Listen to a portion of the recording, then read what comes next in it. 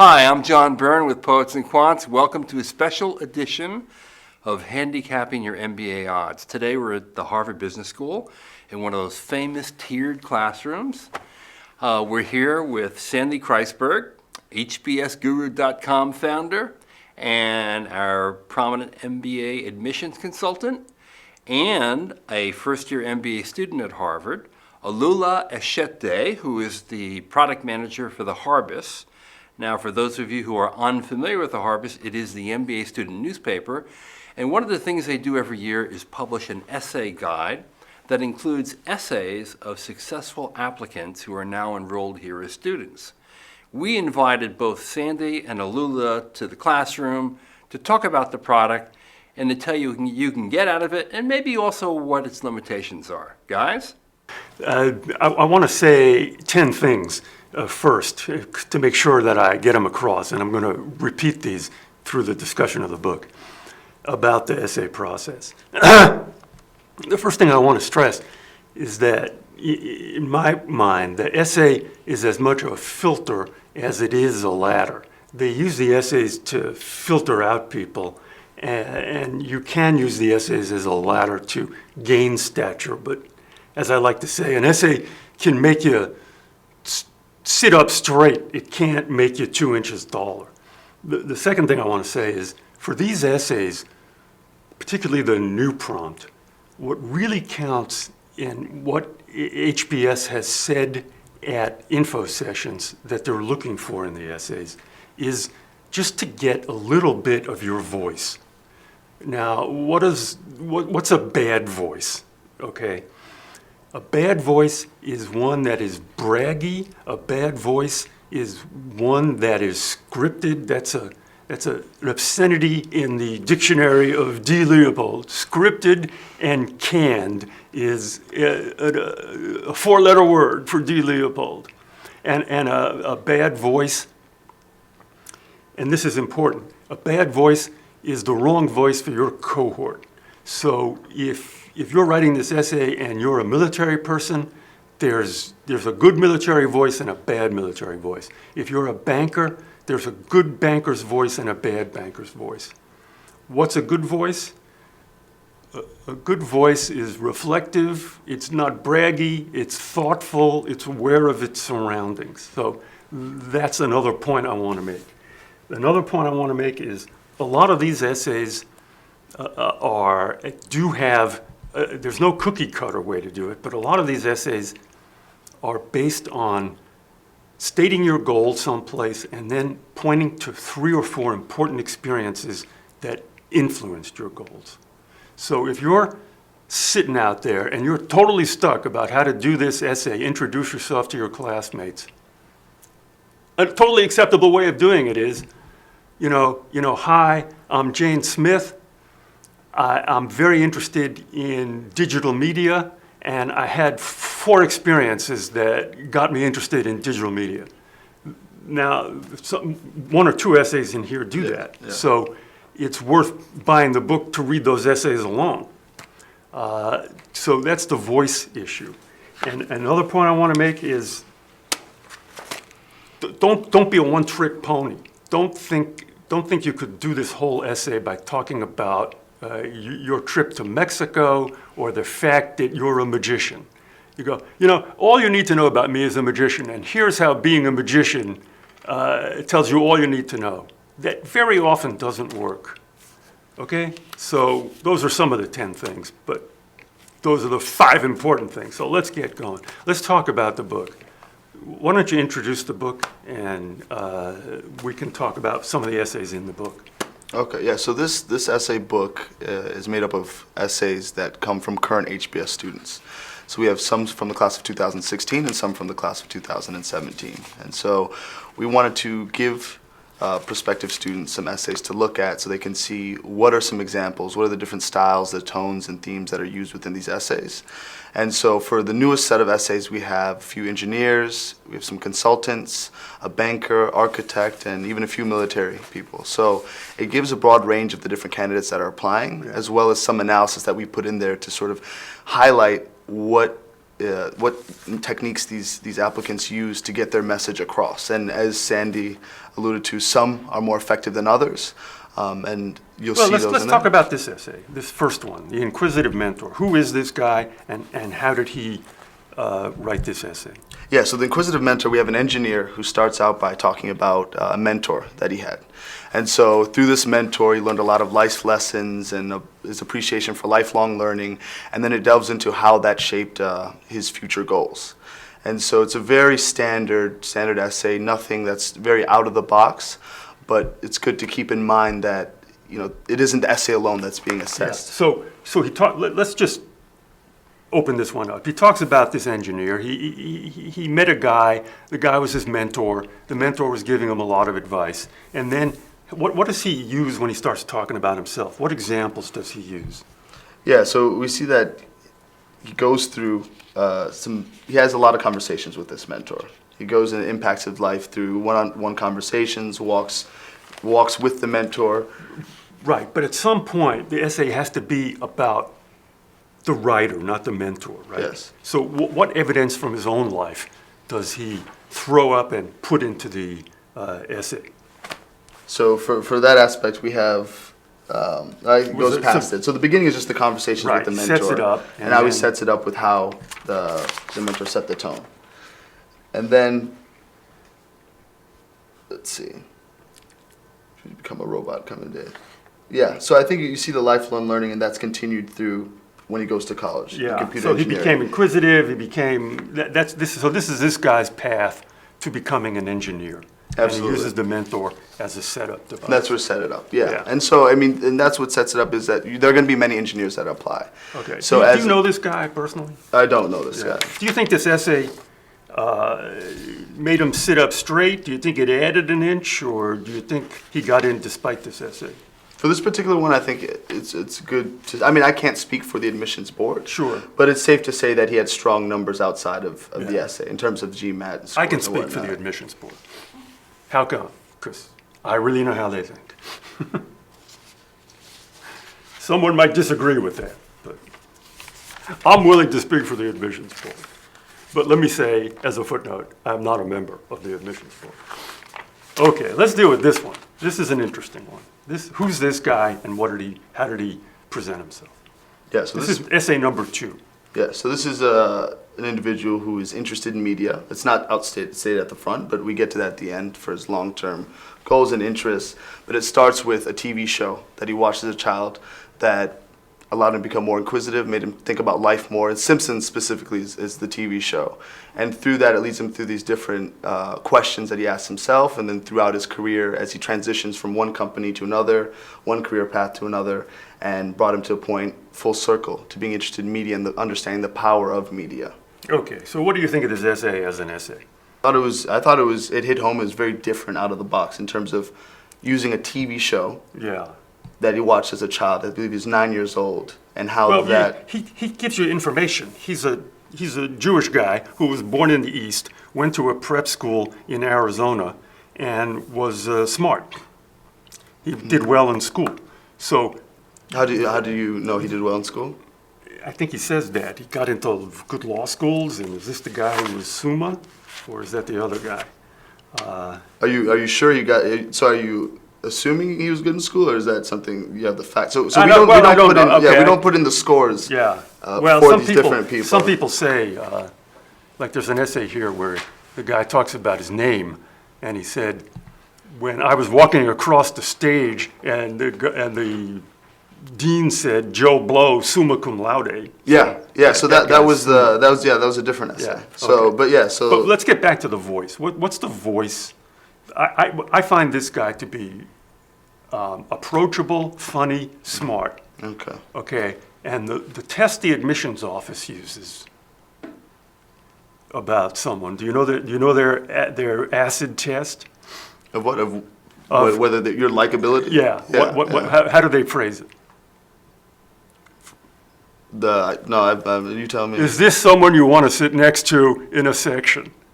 Yeah, so it's the same with consulting. Is this someone you want to sit in an airport with overnight? Right, exactly. Yeah, I mean, it's overall it boils down to likability. Right, and that's Yeah. the way they put it. Is this someone you want to sit next to? So this Yeah. guy's voice is very good. The actual essay is a little risky. It's a little bizarre. If you buy the book and read it, it's number 2. You can make your own conclusions, but it goes from being funny and talking about The Simpsons, and then it flips over the card and it becomes a little earnest, and he's just talking about his jobs. So there's like a bifurcation. Yeah. So what do you think the admissions committee said? I think what's good about it is that I know it jumps from being funny to then transitioning to the different jobs. Yeah. But it creates a thread between those different jobs, because what people don't realize is that the way I look at essays is you have an application package that has these patches of information that are a bit disjointed. And so whether he's talking about different jobs or different decisions within his life, the essay acts as a thread that's going to patch or sew together these different threads to create a holistic picture. So while a lot of this information about the jobs are already on the resume, on the application, the essay provides some context for how these decisions are made and what thoughts went into these. So I wouldn't look at this on its own, the essay on its own, and judge it, but look at how it provides context to the decisions that they already are aware of in terms of career and job. Yeah, I thought the admissions committee would read this essay and go, as you've said, it's not an essay writing contest. Yeah. We like this guy. He's funny. He's likable. He's not too funny. Let's go to the transcript and, so this guy has not eliminated himself with this essay. Not at all. Not at all. And it's not. How much do you think it's helped? That's helped. I mean, I can't speak for how much it's helped. I mean, as without looking at his scores and looking at the rest of his package, I can't make the decision that this is what got him in. But what you do realize is that I don't think it got him in. It doesn't. None of the essays get you in. Right. They get you an interview. Yeah. So the essay is a Right. ticket to an interview, Good. at which point they do further assessment. So this one did get the person to interview, and obviously they got accepted after that. But you're looking for a ticket to an interview. You want the admissions staff to want to speak to you further. Okay, let's talk about the swimmer. Yeah. Okay. What do you think about this essay? And could you set up who it is? Yeah, so right here we have a consultant, and a female consultant, and she is a swimmer, lifelong swimmer, and went on to swim at a very prestigious school. But that's what shows up on the resume. And what the essay does is it starts with an injury and an incident that happened in childhood that was supposed to be a career-ending injury. So she thought that she would no longer be able to swim. And so I think she did a good job of providing context around her accomplishments that she was able to accomplish throughout her life, specifically with swimming, going on to being a consultant, and then moving on to working at a startup. Yeah, I agree with it. This is a tight, clear essay. It's formally one of the better ones in the book. Agreed. She starts out by talking about her passion for swimming. She then had an injury. A doctor said, "You'll never swim again." She said, "That's what you think." She overcame the injury, and then she just uses that by saying, in a very straight-on, clear, authentic way, that overcoming disappointments, working hard and overcoming people who said you can't do that, is what I've done 2 or 3 times. There's a way of looking at that and saying, gee, that's a kind of banal, vanilla thing. It works for her. Her stories are not extraordinary. She did not overcome, cerebral palsy to climb Mount Everest. There's nothing extraordinary like that. It's just a solid 3-story essay with a setup told through the swimming thing. This one is really, really good. Absolutely. And one thing that's important to emphasize is the consistency throughout those 3 stories, is setting up that theme of overcoming, and you see it throughout. And I think consistency is just as important as content. If you're answering this question, like introduce yourself, how would you turn this essay into an introduce yourself essay? Yeah, I believe she would start with saying, "I love swimming," as she did in her essay. And so that would be right at the forefront to let people know what you're most passionate about. And the injury was a big part, so I think she would probably still go into explaining her injury and how that led her to go on to run marathons, swim more, Well, see if you but could, also go could into you a do career.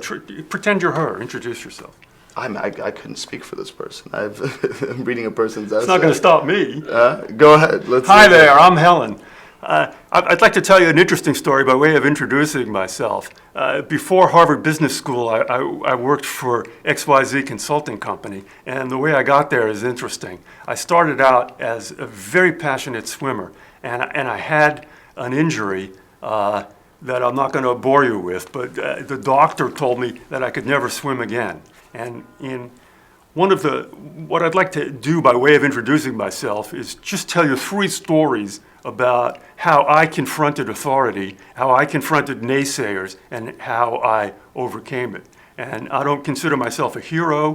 I don't consider myself, worth putting on the cover of Time magazine, but this is a good way to get to know my background. The first story involved this, and jerk number 1 said this, and this is what I did about it. And then the second story was something similar to that. And then the third story was actually I learned how to help other people. I was working in a do-gooder organization, and I helped these kids overcome their own voice that says no. So that's the kind of determination that got me to my consulting company, and that's what I want to do, and I sure look forward to meeting all of you.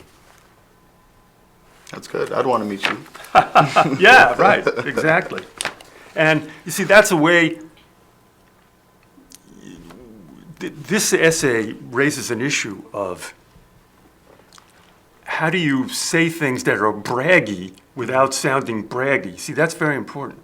Yeah. You see, this could easily tilt into something where you go, boy, this is I admire overcoming an injury, and I admire all those victories you've had, but you're being a little unreflective and obnoxious about it. Mm-hmm. See, this is a case where voice trumps everything. Yeah. The admissions committee reader reading that essay or listening to that introduction, they already know all your accomplishments.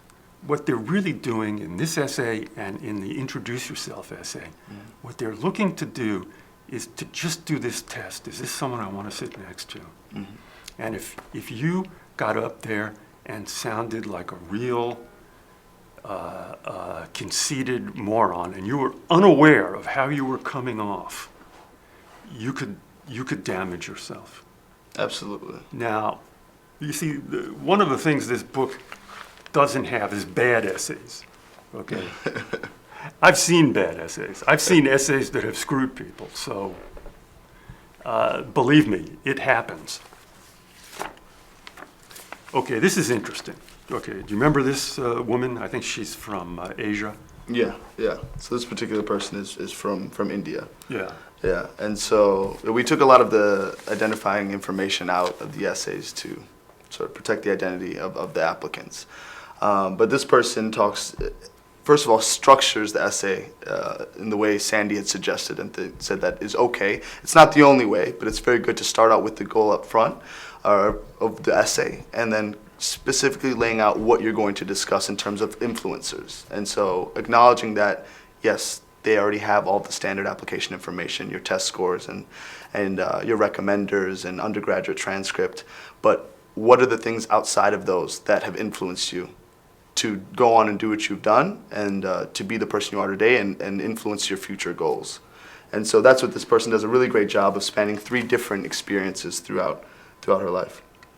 Well, read the first paragraph and let me know what you think about that as a way to start this essay. Okay, so I'll read the full Yeah. one. So the HBS application enabled me to showcase my career path, scholastic records, and extracurriculars. Through this essay, I have availed the opportunity to describe some aspects of my personality and value system that have evolved through some of my experiences. I would like to focus on 3 particular experiences of my life and how they shape my philosophy of management. Do you think that's a good beginning? It's solid. It's solid. Well, this is not a beginning that's going to win you a Pulitzer Prize. No. It's not an exciting beginning. No. And it's rather overstructured and, dull, okay? My point, they don't care, okay? They'll meet you halfway. She just went through a rather belabored set of sentences that said, I'm going to tell you about 3 important experiences to me. They go, okay, let's hear about the experiences. And then she talks about 3 experiences, and you go, I like this person. Okay? Absolutely. You go, I like, and that's the way this essay works. So this is a good essay to read if you want to know how someone who's not a naturally born writer and is a very careful writer, how they could organize these experiences to come off as likable. Also to keep in mind that this applicant and many others are international applicants who English is not their first language. Right. So the sort of courage to go out and be creative in the writing, don't put that pressure on yourself to feel that you need to be something you're not or speak in a way that you're not comfortable speaking. And the school understands if English is not your first language. So if you feel more comfortable with a more structured approach, then stick with what you're comfortable with, and the school will work with you. Because like Sandy just said, we're not looking for prized writers. We're looking for strong leaders, and through that, you don't need to showcase your writing ability on these essays. Okay, let's deal with with one military essay, particularly the woman who went to Annapolis. Let me see if I can get that up here. Here's my advice to military applicants, okay? Do no harm. What you want to be is the HBS kind of military applicant. The HBS kind of military applicant is thoughtful, is reflective, it doesn't overly press the leadership, it's more showing leadership rather than telling people about it. And, and they don't do Rambo stories, okay? So we don't have a bad military. This book has 3 military essays, and they're all pretty good. The one that's technically the best is a woman who went to Annapolis, and then, remember how she organized that? Yeah, I've got a note here. One of the themes in these essays is the bad father. A lot of people write about being abandoned by by a parent, usually the father.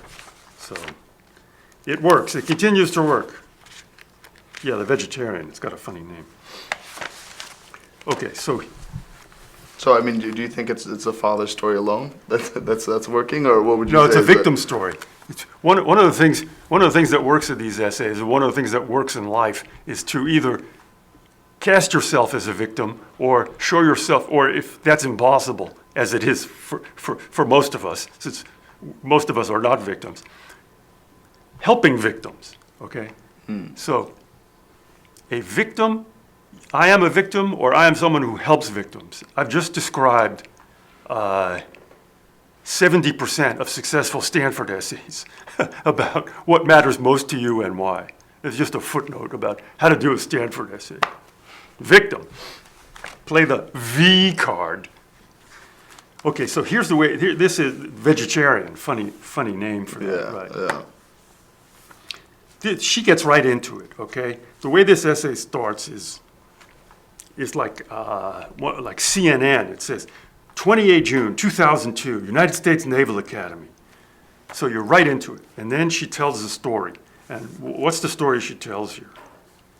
Well, I mean, being a woman and a vegetarian, and being at the Naval Academy amongst almost entirely men. And so the challenge of being a woman, moving into a place of leadership where she is the minority for multiple reasons. Yeah, but this is great. It starts with a quote. Yeah. You're a woman and a vegetarian? You'll never make it at this place. So what does she do? Right there. Who sets up, the odds against her. No, what she does is she stops being a vegetarian. She immediately starts eating this meat pasta salad that they had there. Oh, yeah. And she goes, well, I can't change being a woman, but I can change being a vegetarian. And then what she realizes is that's no way to succeed in life. And then she tells another story where she overcomes obstacles in a different way. Let me tell you the one slightly dangerous part of this essay. There is a 1 in 100 chance that the wrong Harvard Business School admissions officer might blame you for not going back to being a vegetarian. Since the reason you gave it up was nervousness, they would say, I think if you're a vegetarian, you should go back to being a vegetarian. And Yeah, it's a very limited danger. It's very limited. I mean, what it really does, though, it ignores whatever other factors have led her to believe that she no longer wants to be a vegetarian, which I'm glad she didn't go in depth into. Do no harm, my friend. Don't make fun of vegetarians. Yeah, no, I'm not kidding. Do not make fun of it. That's a good way to. Let me just elaborate on this to make a point. Yeah. Okay. If you wrote an essay saying, I used to be. Let me tell you about myself. My name is Joe Blow, and let me tell you about a very unusual transformative experience. I used to be a vegetarian, and then I got tired of people making fun of me, and I stopped being a vegetarian, and I really learned to love meat. Okay? That's a very dangerous Harvard Business School essay. You might get rejected for that essay. Do you understand my point? It's possible, and you might get in like this candidate. Well, she didn't write the whole essay about making fun of vegetarians. Oh, no, she didn't make fun of vegetarians, but it had the same punchline of choosing to learn to love meat. I mean, she probably loved, I love meat, so I don't really blame her for sticking to being a meat eater. Did you mention that in your interview? That I love meat? Yeah. It didn't come up, but if I was asked, I would. Let me say something, friend. It's a good thing it didn't. Okay. You want to deal with the architect or the author? The author is, well, we'll deal with the architect. The author is the last essay in the book. It's just a terrific essay. It's about a woman who self-published a novel and then used that as the stepping off point for 3 other accomplishments in her life. It's well organized, it's well written. It's no surprise that she's an author. So if you want to read a really great essay, you might start at the end and read the author essay. Okay, so tell us about this architect essay. Do you remember this? Yeah, I remember that. So what aspect do you want to talk about? So it takes place in Chicago. It starts what's out. her setup? Yeah, so she's an architect. She paints a picture of a cold day in Chicago on her way to work, and then it leads to a very frightening moment of having to partake in some scaffolding. And the fear. It's a requirement. It's a certificate requirement that you have to do a scaffold inspection. Yeah, as an architect. And Yeah. so she went through with the process, was scared during the process, and then goes into discussing. Well, she gave you good reasons why she was scared. You have to go up on a scaffold, and it takes like 2.5 hours. You're on a scaffold with 2 other people, like a technician or a bricklayer, and you have to inspect the building and write notes at each floor about what's wrong. So if you have a fear of heights, you are going to be up on a scaffold, which is pretty scary, for 2.5 hours. So she does a great job of doing that. And after that, it's kind of over. You go, yeah, I like this person. She's telling a good story. She's admitting to having a fear of heights, and she's very good at capturing the scaffold experience. The second half of the essay, then it becomes a little disjointed, where after she talks about the scaffold story, which is great, she then says, I'm excited to pursue an MBA at Harvard Business School and take the next step towards a career focused on increasing and stabilizing the investment pipeline for affordable housing. You go, huh? So she's an architect, and then she likes affordable housing, and then she does an affordable housing rap, which that's a plus. But just in terms of essay execution, you like her, it's a little disjointed, it's a little lopsided. That's my take on that. Okay, so do you have any other reasons? So those are all suggestions from me about how you could buy this book, and it would really help you even with the new prompt. Yeah, definitely with the new prompt. I think it's also almost better that this is a new prompt, so people don't read these essays focusing on trying to replicate completely the format, the structure, the themes that are used. I think people need to just extract the different examples from these in terms of the different styles, the tone, and then also just the versatility in the examples that people use. So I think that these essays give you a good example of what to use to tie together the different aspects of your application, because while the prompt does say introduce yourself to your fellow students, it is not being read by your students. It's being read by the admission staff. And so they want to see how your different experiences tie together, the experiences, the decisions, and the actions that took place in between those disjointed situations in your life and different accomplishments.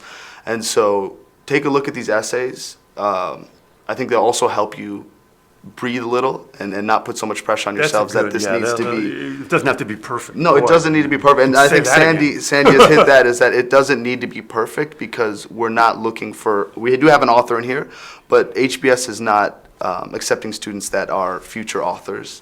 We're looking to build the student body, or the school is, and we want our peers to be different, interesting. And if you can't write the perfect essay, and if English isn't your first language, and you're nervous, so you sort of don't structure it the way would be best in terms of writing etiquette, that's perfectly fine, because your application and acceptance does not hinge on your essay alone. It's an entire package. This is just one component that can help you. My final words: do no harm. Do not write an essay making fun of vegetarians. Well, I'm a pancetta lover and certainly not a vegetarian, but I really enjoyed the insights you guys provided on the guide, and I really think it's a great product, and a lot of applicants out there, whether you apply to Harvard or any other business school, will probably benefit from it. But also be careful with it. May your MBA dream come true.